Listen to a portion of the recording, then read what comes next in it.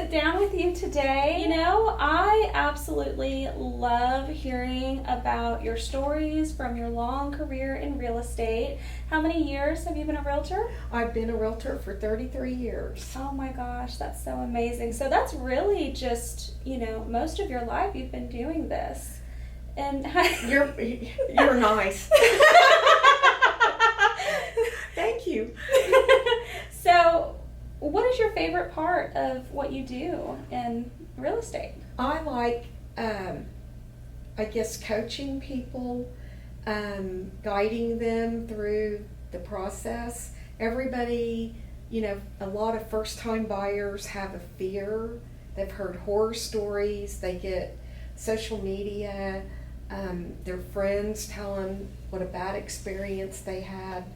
And I just like, you know, guiding people through the process. The process is pretty easy. There's a lot of moving parts.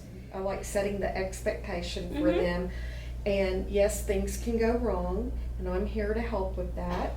And I just enjoy the process of guiding them through that. And you just came from a closing today. I did. I had a first-time home buyer, and it was a referral from a realtor in Texas and another RE/MAX agent, and this is her family that was buying.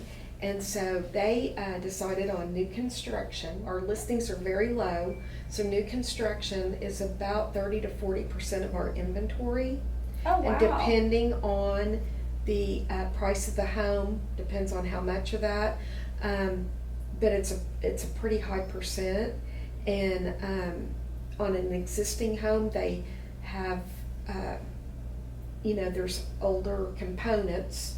So for a first-time buyer, a new construction is a good option if they can find it in the area they want, because if they find something that's finished, the builder is offering a few incentives. Oh, great. Maybe if it's finished, Mm-hmm. it depends on how much inventory they have, what they're offering. Okay. But the lenders will offer if they have a preferred lender, they will offer some incentives. So the little couple I had, they ended up, their closing costs were less than purchasing an existing home. Wow. And that really was enticing to them. And Okay. then also, you know, for the first 5 years, they have, you know, the heat and air and the hot water tank, they have their own warranties on all that. So you have, you know, less things to break. Right, yeah. So it's almost more special because not only is it their first time buying a home, but they're the only owner for that home. For that home. Yeah. And they really, to them, you know, the pricing of the home and then the cost to get into the home, you know, was a big factor.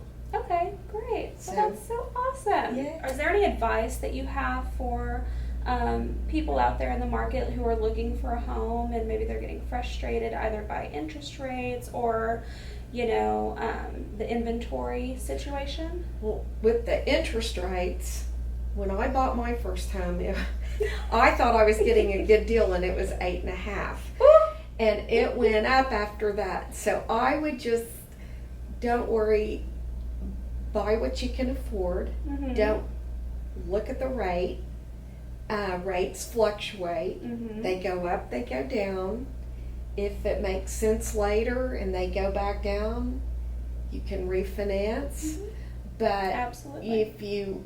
but to get in to a home and start that equity process is a big factor.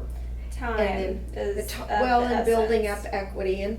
And here in Oklahoma, we don't have a lot of increase and decrease in prices, but you know, you're keeping your money instead of throwing it away with rent. I know that's right. So yeah. Absolutely. So you know, you have to start somewhere. Mm-hmm. And everybody's been very, very spoiled by these interest rates because they've been at 6 or below, you know, and they've been down in the 5s, and then you only hear about it if they're in the 3s, and then what they put on TV is, you know, they might dip, you know, they might dip to 2.5, but if you were in that 2-week period, that's great that you got that rate, but it's still, I wouldn't worry about the rate. Okay. You know, just get what you can afford, and maybe that's going to lower what you can, the size of the house you can afford, but you're still building. You know, you're still building your equity position with your home. Absolutely. Where you can move on to something else. Yeah. And you might have to live in something smaller than what you were looking, or but you have to start someplace. You have to start someplace. You have to start someplace. Absolutely right. And our inventory is very low. Mm-hmm. When I got into real estate, we had 13,000 listings. Wow. For the metro, Mm-hmm. and the MLS was not near as big as it is now, so Mm-hmm. our inventory is about 4,400 homes, Mm-hmm. and that's extremely low, and you just have to be patient, and you just don't get your heart set on a house. You know, look for what you want, and you might have to be flexible in what you want, Mm-hmm. and it'll happen. Absolutely. You'll find it, but it might, you know, take a little while, and you might be in a competitive situation depending on the price range. Every price range is different. I would say the 3 to 350 and under is very competitive. Mm-hmm. When you get over that, it's not quite as competitive. There's fewer buyers, and probably more homes available in that market. And I would say too, they're not flying off the market quite as fast. They're not quite as fast. Yeah. And everybody thinks that if a house has been sitting on the market for 30 days, you know, 14 to 30 days, that something's wrong with it. That's, you know, because they've been spoiled. But a normal marketing time is 90 to 120 days. So, Wow. That's and the good other insight.